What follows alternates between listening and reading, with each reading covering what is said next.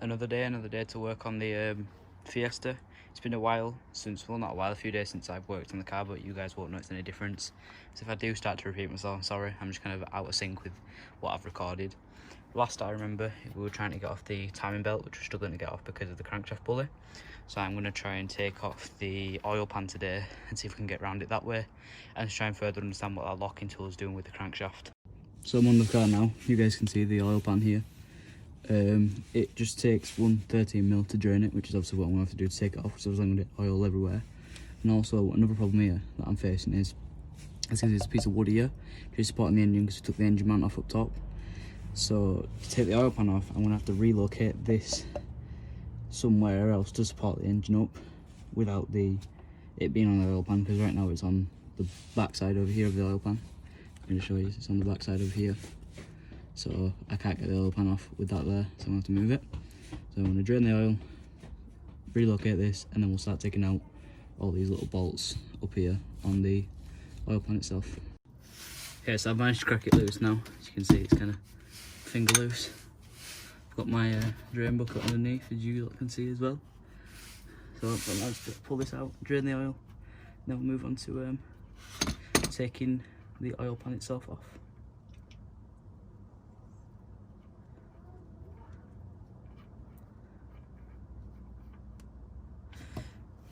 Hey, there you go.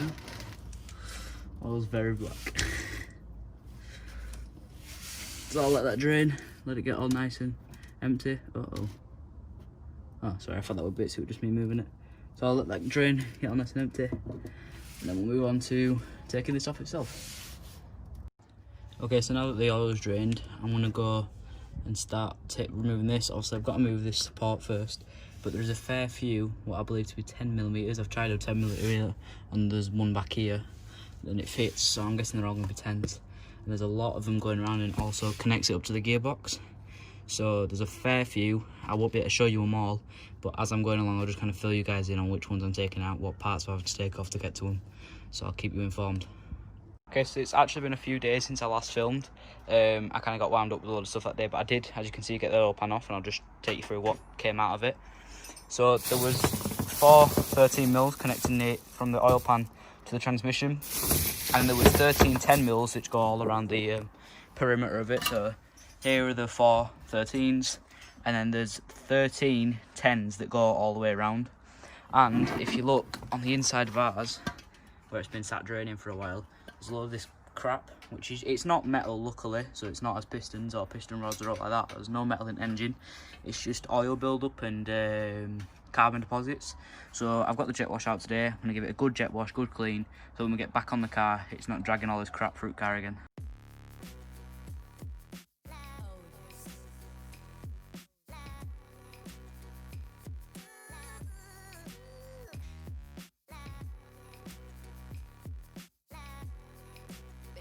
Alright, so I've just finished up on the last jet wash of it, and as you can see, it's looking a lot better. Obviously, there's just still some stains in it all around it, and there's going to be, it's burnt oil, it's a 15-year-old car, there's going to be stains. But main thing is we got all that crap out of it, all the little bits, so that's not going to be running through engine, and it's just going to make the car run a little bit better, not having to suck all that up through oil pickup. So I'm just going to leave this in shed down here to dry, and then we'll continue with the engine. I don't think that'll be today for me, but you guys will see it in the next clip. But whenever I get time, I'll continue with the engine pull apart. Right guys, so we're finally restarting work on the Fiesta. The last thing that you guys will see me do is clean the oil pan, which was ages ago now. But we're still hollowed by the problem of the crank pulley being stuck on. So that's what we're going to be tackling today, seeing what we're going to need, what we're going to be able to do in terms of getting it off. So obviously the reason we're doing this entire job is to get the head off. It's misfiring, getting water in the pistons and oil and all that lot. We need to get the timing belt off. You already know this because this is part of one video, but I'm just trying to recap myself. So we need to get the crank pulley off to get the timing belt off, to then be able to pull the head. Obviously to get it resurfaced, head gasket done, all that lot. And then in the meantime, while that's doing that, we'll probably end up replacing some stuff down here, belts, all that lot, to get the engine running better than it was before. Right guys, so we're finally restarting work on the Fiesta. The last thing that you guys will see me do is clean the oil pan, which was ages ago now. But we're we're still hollowed by the problem of the crank pulley being stuck on. So that's what we're going to be tackling today, seeing what we're going to need, what we're going to be able to do in terms of getting it off. So obviously the reason we're doing this entire job is to get the head off. It's misfiring, getting water in the pistons and oil and all that lot. We need to get the timing belt off. You already know this because this is part of one video, but I'm just trying to recap myself.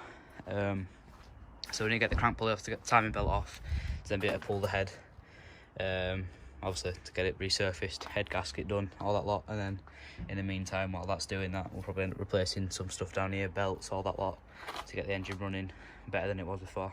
Okay, so first call of action today is to remove this tray and the oil pickup from the bottom of the engine.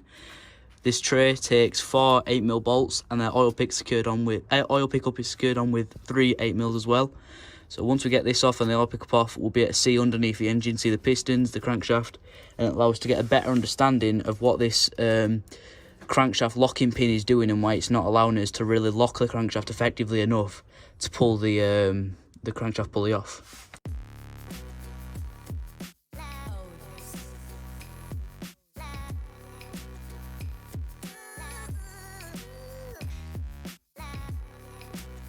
Right, so as you lot just saw, we managed to get everything off just fine.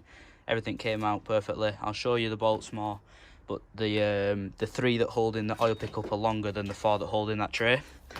And this entire time we've been trying to get around the crankshaft pulley thing, but what we've realised is we just want to do the head. The crank belt's going to be going anyways. As you can see, we've done it. We're just going to pull the belt off for the sake of just getting this head off and getting further into it, because all we know, we're getting this and there could be further problems, so we could have done this all for naught, you know what I mean? It could, the misfire could be somewhat other than the head.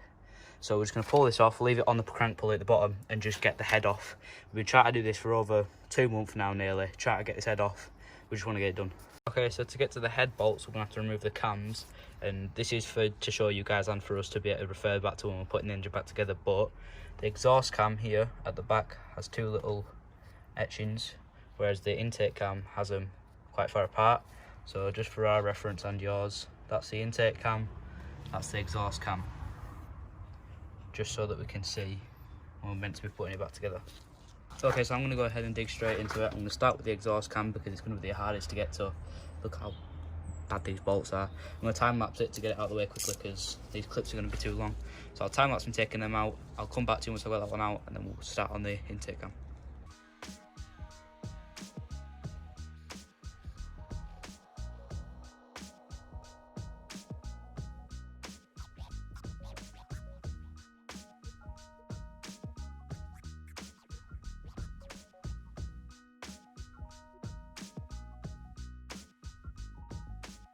Okay, so I've got all the bolts out.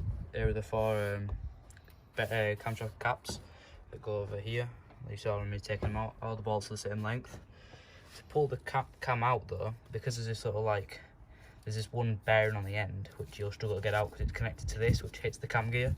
So you've got to pull the cam gear off to then be able to take this little thing off, and that'll come out with the cam, hopefully. There you go. So there's one cam out. Now time to do the same on the next thing, on the next one. So when it comes to the cam, we're going to put them on this piece of cardboard here with all the bearings on top and all the bolts in, so we can keep them in order and know where they go when it comes to putting the engine back together. So now that we've got, you can see we've got the other cam gear off on the intake cam as well. So I'm just going to take all the bolts out of these bearings, do the same process as the last one, time lapse it again, and then come back to you.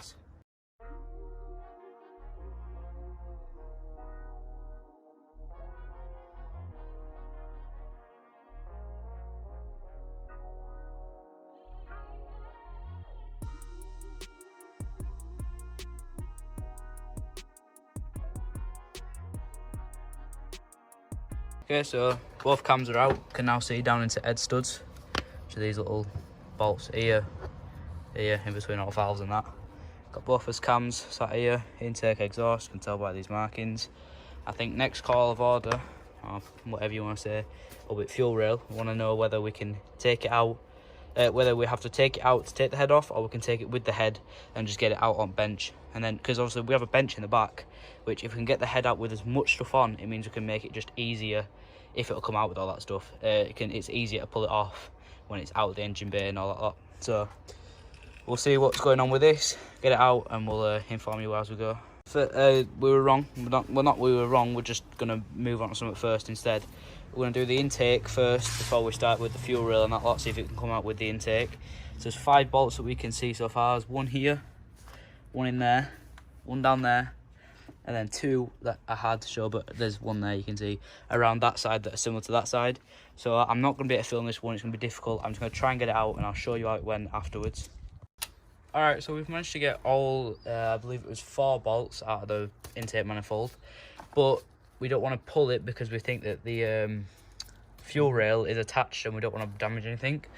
So what we've done is we're going to disconnect this pipe from the inside the fuel rail, which runs all the way down behind the intake manifold. Then we'll just disconnect these 2, which just have little clips. And then also what we did is there's 2 little bolts, one there and one there, which attach the fuel rail to the head. So we'll take these out and then hopefully pull that fuel rail out and pull the intake with it. Okay, so with the fuel rail, what we did just discover is once you take these 2 bolts out here, here and here, and then take the feeder pipes out and the pipe that goes into this right here, there's nothing connecting the injectors into the head. You can just pull it and that'll come out. So next move is to try and get this intake fully off. Okay, so once again it's a different day, but we're still working on the car, trying to get the intake manifold off. We're going to try and pull the throttle body to see if that gives us any kind of room to move around and see if we can get it off. So there's just 3 TX bits around the outer part of the throttle itself, and there's one cable that goes in to the side down here which is connected, and then there's another cable which connects right there. So these Torx, oh sorry, there's actually 4, there's 1, 2, 3 and 4. Okay, so there you go, throttle body's out. It just took 4 Torx bits, and then there's a connector up there that you have to take out, and obviously a connector goes on the other side, and then you get open access to that, which is the intake. Hopefully what we're thinking now, if you want to just take that for a second so I can show them. There's something, you can see it right down there, that bolt, there's 4 of them, and we think possibly it might be connected. There's actually 2, there's 4 there and 4 there, which we believe is part of the intake, and that's why we can't, because we pulled all the top 5 bolts off of here, but obviously it's just shaking the engine, so we're going to try and take them out and see if that does any difference. You can see right down into intake in there, it's got some fluid in it. Well hey, we've done it. Right, so throttle body didn't actually need to come off, but it's just best that it came off. We can clean it, get it running better anyways. When we were looking, we took the fuel rail off, and there was a hidden bolt right in here, same as the rest, which are here. So it's one of these that we just didn't see. So there's, in total there's 6 that go into the intake, and that intake now just pulls free of the engine. So that's one side done, and then next will be, what's next, Dad? Exhaust manifold, which is going to be a bugger. Okay, so the engine bay might look a bit of a tip at the minute, but I can tell you it's for a reason. So what we've had to do is take the engine off the block of wood that it was on to rock it forward a bit, because it was resting up against the firewall, which wouldn't allow us access to get its heat shield off and then be able to pull the exhaust manifold off. So that's obviously the next job, heat shield, exhaust manifold. And it is a, what an 8mm for the heat shield bolts. So we'll get all them off, pull the heat shield, which is kind of a bit tarnished anyway, as you can see it's all rusted and stuff. But besides the point, let's get it off. Alright, so a while later, the heat shield is partially off. It wasn't filmed for a reason, there's some of it. It was very eventful trying to get it off, but it's off now. We'll replace it, obviously. You can see half of it bent down there. It had just rotted, the nuts were rounded, there were not we could do. These are still the nuts that are meant to come out with it, but they're like circle at this point. So there's 5 studs on the back of the manifold, so we'll get them out, and we believe they're 13s, which are they? Not 13s, so they're bigger than 13. We'll find out what they are, and then we'll get them off and come back to you. Okay, so we've found the socket size, so 15. We've just got a spanner on there now. We're going to loosen them, get them all off, and try and see if we can get this manifold off. So an update, we got, so on the manifold there's 5 total things holding it on, 4 little nuts that are on studs, and then this single bolt which goes in the middle, and the 4 go on the outers.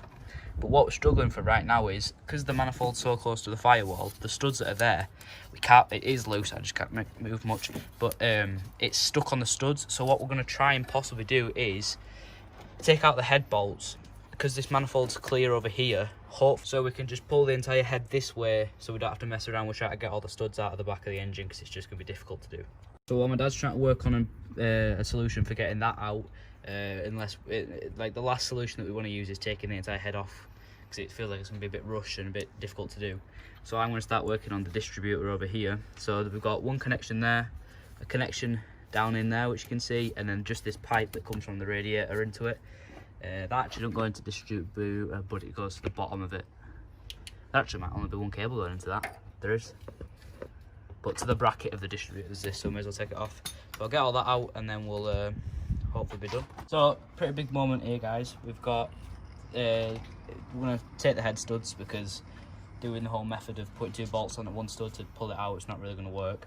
So what I'm going to first have to do is clear out these studs, because they are full of carbon and burnt up oil. So I'll do that and then we'll loosen them all, and we'll get straight to it. Hopefully within today we'll get this head off.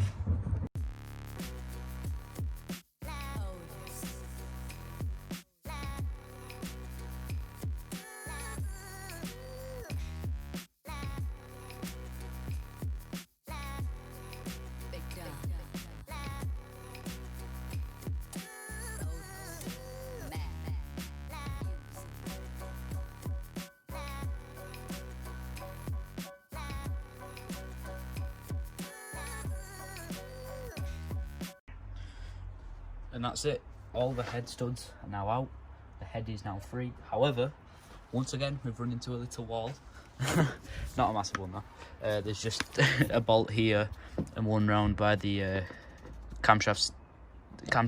Sorry, I'm not showing you the right. One here, connecting this plastic piece, which will stop us from pulling the head. But once they're off, they're just 8 mils. That'll be off, and then we'll be ready. It's just these bolts here. This one, and then there's one right back of here that you can't see, but should just be able to get these off. Nice and easy.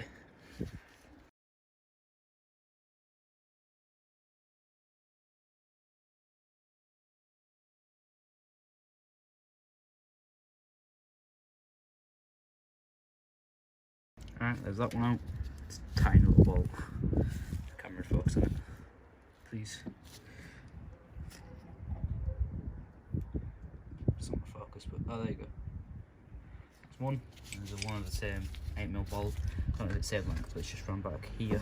I was trying to get you guys to view on it. It's just round back. Oh, camera focus, please. Just round back here, which is right next to this sensor, so it actually might be kind of difficult to get out.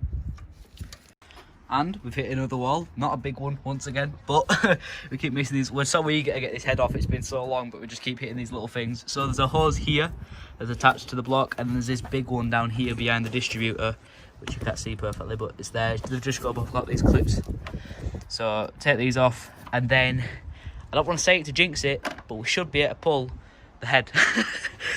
Right, so that's both the pipes off. This one up here, we're just connected right down in there where my hand is. You can kind of see it, the connection. And funnily enough, this second one, we won't need to take it off for reasons. I snapped that when we were first working on car by accident, but it's replaceable in it. So I'm going to say it, hopefully it's right. Now we should be able to take this head off, hopefully.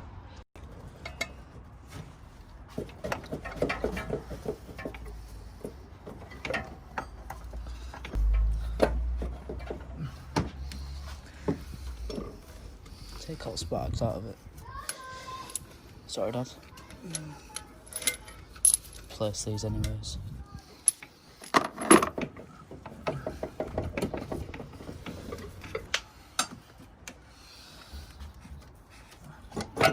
There. Right. Do you want to film? I've been filming. You lift off, yeah, so that you're doing it. Right. Here we go. Biggest part. Oh, that's heavy. I did it! Oh my god, look at carbon on them pistons.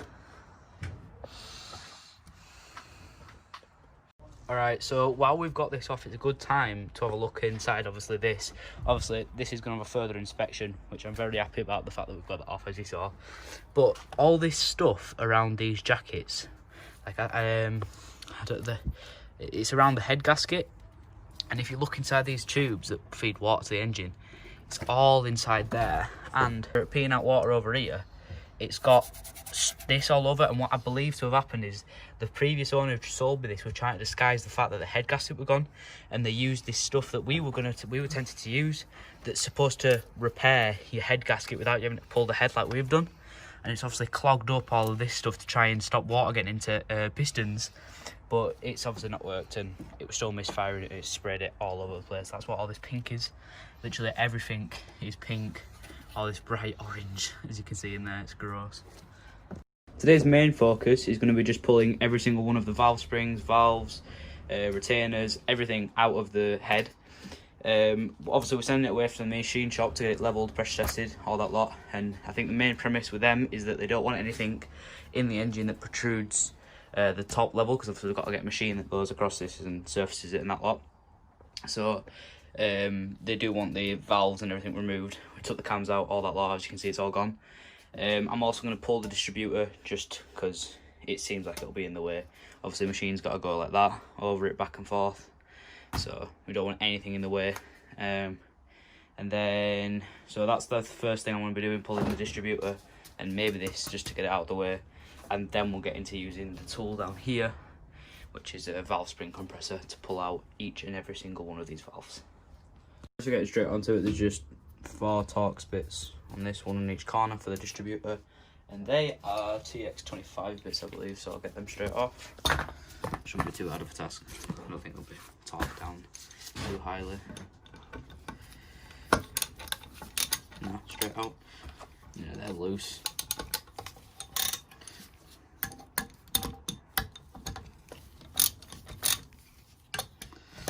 Won't even use the ratchet for this, I'll just get the extension.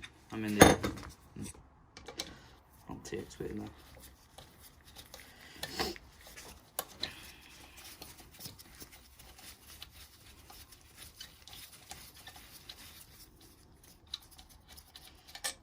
Quite long bolts, screws in, sorry.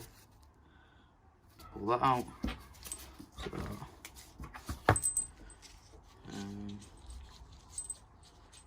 There's your 4 screws, TX25 bits, and then that should just pop right off. There you go. So there's just a mounting bracket there. You can see, obviously that's not going to protrude anything. And then obviously this is going to be in the way, so that's going to come off. It's just got 2 bolts here, which I'll figure out what they are and then come back to you. Okay, so the 2 bolts that attach this bracket here are just here and here. They're both 10mm. Just quickly pull them off.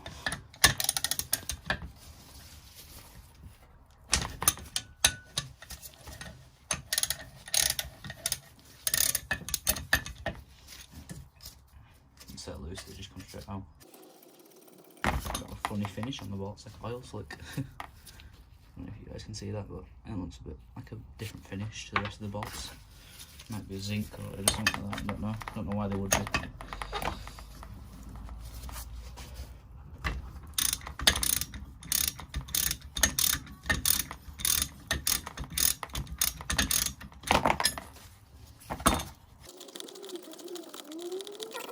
There's that one out. So both same bolts, 2 10mm, and they've both got this weird finish on them. I'll show you the other one. Got this like strange finish, almost like the oil slick or zinc coated or something. I doubt they are, but I don't know why. So put them to the side with this mounting bracket. And the distributor over here. Just keep it in one place. And then all we've got left is this hose, which has just got one of these stupid clips on it. I've been struggling to get off camera. It's pretty awful.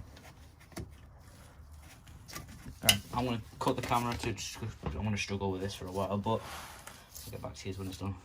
There's that pipe finally off. It was, as much as I said, hard to get off. A bunch of stuff behind the pipe, like sand. So now, ugh, look in there, man. Right, that can go in the bin because it got snapped anyway. So now what we're on to is taking the valves out. That's it. That's all we're doing today. I've already taken one of these like little caps off here, which these are a bugger to get out as is. Never mind all these valve springs. So we'll remove all the caps and then I'll unbox the tool and I'll show you what I got.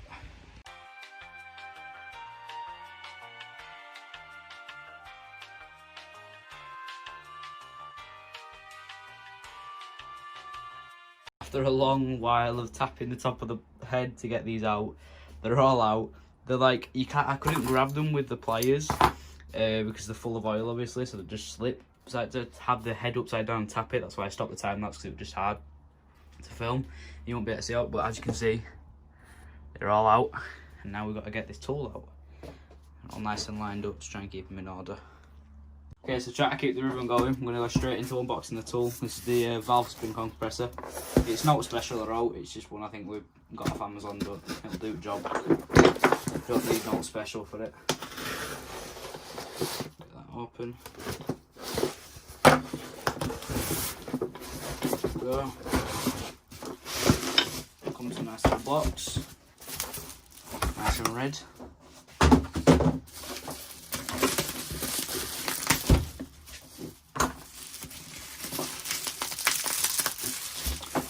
Shouldn't have put Stanley there. There we go.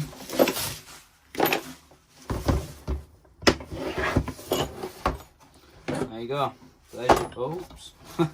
There's your compressor. You've got all these different sizes, which I'm guessing for the different size valves and springs and whatsoever. That little tool. Guessing that's the little bars to go through here, like so. If I can do it, because I'm special. There we go, just like that. You can feed it through, wind it down.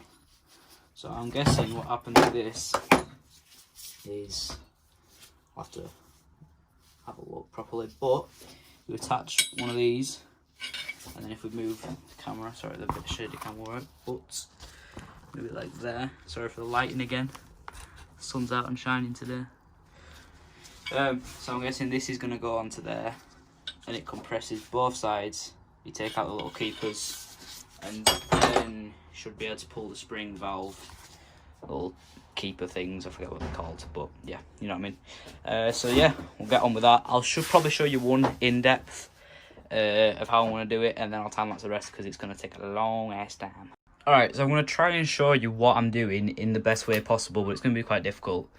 So as you can see, I've got the compressor on, and these bars have like a little like a little press pin here. So what you do is you find the right size. Sorry for filming.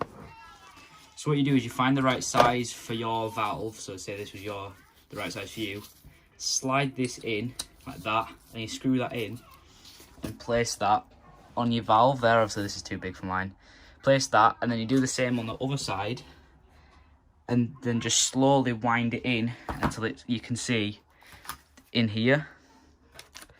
Try and show it. It's really difficult to show you because I can barely see myself, but never mind, try to show somebody else. So if you look in there, that's the valve. It's got these two little clips on top called, I think there's like spring retainers. There's a certain name for them, but I forget. So you take them off, then the spring will come off, and then you'll be able to release the valve. So I just need to get in there with my pincers, maybe like these long needle nose pliers. Get in there and try and maybe pull that off. So I'll give that a go, and I'll like I always say, I'll try and come back to you when I've done it. Alright, so there's the first one done. Valve, spring, and you got these are actually, I found out what these are called. These are called collets. So there's that one done. There you go, see right through. Now just 15 more to go. Like I said, I'll try and show you me doing it, but it's going to be difficult because it's a difficult process to do it on your own. Never mind trying to film it. So I will try and time lapse it though, because it will be a good thing to show you lot. So I'll get it going and see if we can get another one out. And start winding it in on the other side. Just placing it on the valve. Make sure it gets nice and well seated so that you can get a good grip on it. Seated nicely on both sides. And then it will just get harder, and that's when you know it's starting to grip and push in. And you use this little rod which slides through the this little rod slides through the back. I will try and show you if I just get it wound in a bit. So bring you around here. Try and show you this side. Oh, can't see much. So on this side, what we're doing is we are just kind of. Oh, sorry, I'm really bad at filming. So let's take it down. So what we're doing is just twisting which is pushing in the valve, compressing the spring on the other side, which I'll turn it around and show you eventually. And it'll just eventually get to a point where it can't compress no more, and that's when you know you can pull off your little collets, then release the tension and do a bit of pull the spring out. So then we pull clear around here.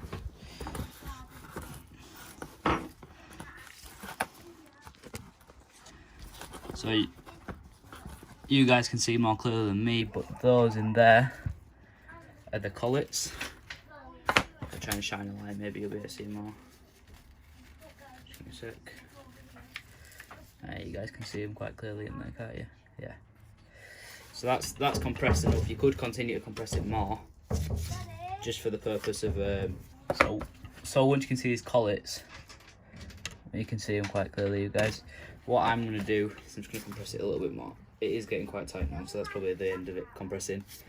I've got a pair of tweezers you can just use to kind of spin these off. You see one fell off then. I actually can't track where that's just gone. Oh, it's down in there. So you get your tweezers in there if you can. If not, don't worry, they won't go anywhere. You can just kind of release. When you release the tension, they'll push themselves out anyways.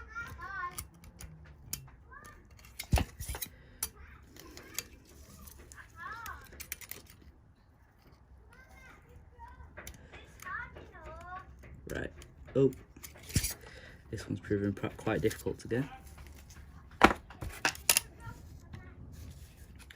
Help if I could hold the light as well.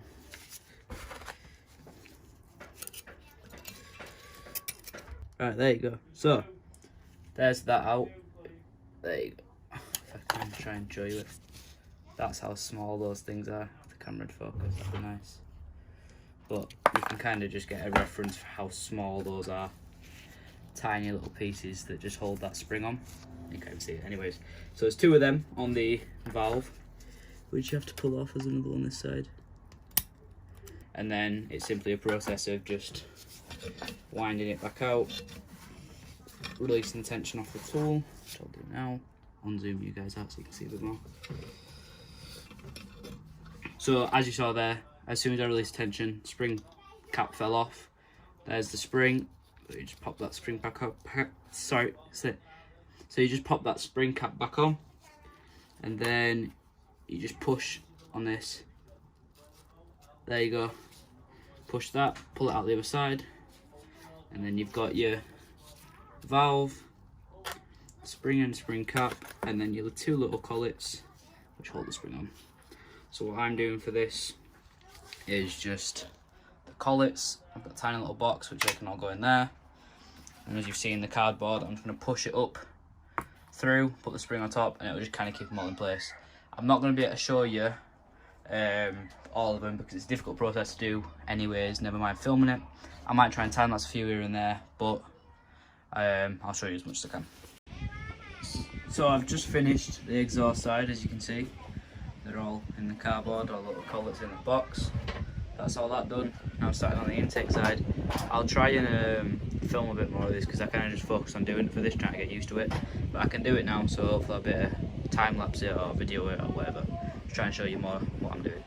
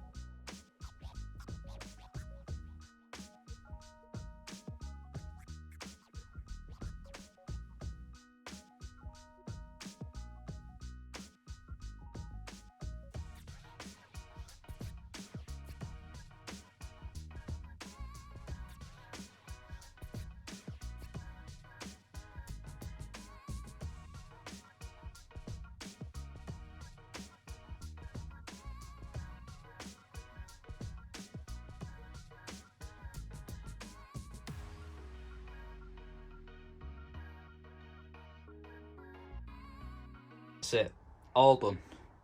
Exhaust and intake, valves, springs, collets, caps, everything out the block. Sorry, not the block, the head is now completely clear. I'm gonna give it a good clean, probably pressure wash it to get all this carbon deposits out of it, 'cause it's full of it. The cleaner your head is when it goes to the shop, the better treatment they give it. So as you saw in the time lapse, to be honest, the process of taking them out isn't really that bad. It gets a fair bit tedious, just, you know, doing the same process, winding it in, winding it out and stuff like that. But for 16 valves, it didn't take me too long. And there they all are, just keeping them all there. So this is piston 1, 2, 3, 4, and then exhaust, intake. So they're all lined up, all the collets are the same, so they don't really need to be kept in any sort of order. But you've got your valve, spring, and then there's a spring cap on top of there if I can take it out, which obviously right now I can't when I'm trying to show you, obviously. There's just that which slides over the valve and then into the spring. Yeah, there's that. So we've just got a few more preparation stages for this to make it nice and clean, ready to go to the shop tomorrow, hopefully. Get it dropped off, resurfaced, pressure tested, and then it'll be new head gasket, new bolts, put it on the engine, and hopefully, fingers crossed, that solves the misfire. And then it'll be on to the next few problems. Okay, so today's the day. Hopefully today we'll get the head nice and resurfaced. But before we do that, obviously it's looking a bit crusty and rusty and stuff like that. So I'm going to give it a nice good wash in some TFR to get all that ack off and stuff like that, and make it nice and clean so that when they go to finish it up for me, they're not having to work around all this crud inside of it and stuff. So I think all I'm really going to do is just spray it with some TFR that I've got in here, let it sit, agitate it with an old paintbrush, and then just hopefully get the majority of the crud off of it.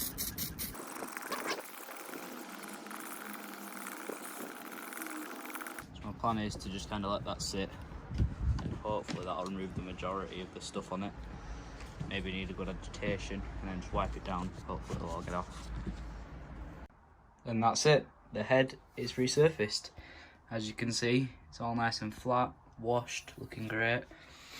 And I didn't think I'd be able to say this, but thank you for watching the video. It's been a long one. I think I started recording this video maybe around about 2-ish months ago, and if you've stuck through all the way, props to you. Like, thank you. I guess I'll see you guys in the next video. I'd like to thank you for all your continued support. It's very much appreciated, and I hope you've enjoyed watching the videos as much as I've enjoyed making it. And I'll see you in the next one, which will be the engine reassembly. Hopefully that'll be a fun one.